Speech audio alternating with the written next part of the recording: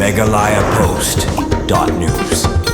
Tourism Officer Kariboy District Ubaban nong Kenri menta kasingula pensyai bag jingpom yaki dieng hulum pongdeng badan hapo kapung umiam kamdai setia bala phali pom dak sarkar henrei kedai tang kajing lik pom tu kiriu simen kuman penken mau kani kajing keno bala pom yaki dieng halum pongdeng kala saprang ru wat hakirin san social media lengba ki durki ha bala keno bala don kajing pom dieng haute ulum pongdeng hau miam habokran hagani kasingiu Tourism Officer Kariboy Ubaban nong Kenri ula pensyai bag kani kajing pom yaki dieng kamdai bala le dak sarkar henrei lale dak kiriu berhadian balayo jingtip lapentip rusya ki pulit ke umiam ki balayo ban kem ya arngut ki brio badan kti hak bapom tu ye kiti ki ding da ka bashim kabu halor kani ka jing ki persya ya ka jing temu bantai ye kata resort and spa ha umiam shushu lapentip ru banagaliang ketenat tourism hariboy omtang bakala ujor sya ketenat pulit ke umiam halor ka jing pom ye kiti ki ding bat kala debru ban pentip sya ketenat forest basyan nagaliang ketenat forest kin salet ban jurup lesya ka sngi ban tokit halor kiti ki jing sya pom ding haute ulum pongdeng.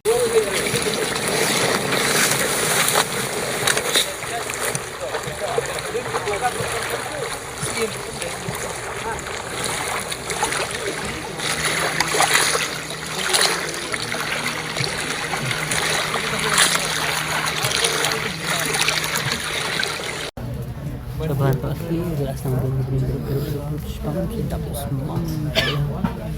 kami itu bagaimana senang happy dia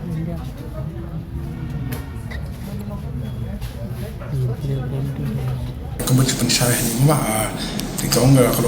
buat gini yang department ngiyok komplit dan mana kini mensajaan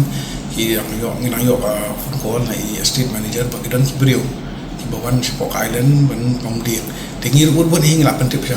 segi usi jok yang police station ban miru buat hingga kai ki beliau jo ibin pedik ki beliau ba pemdieng tinggi ayo ban kem armut beliau hadin kini beliau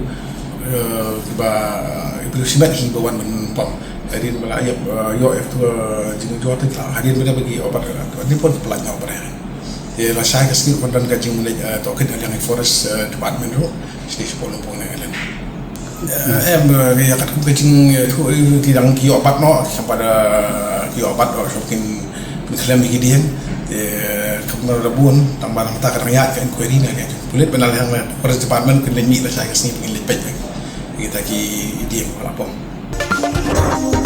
megalayapost.news.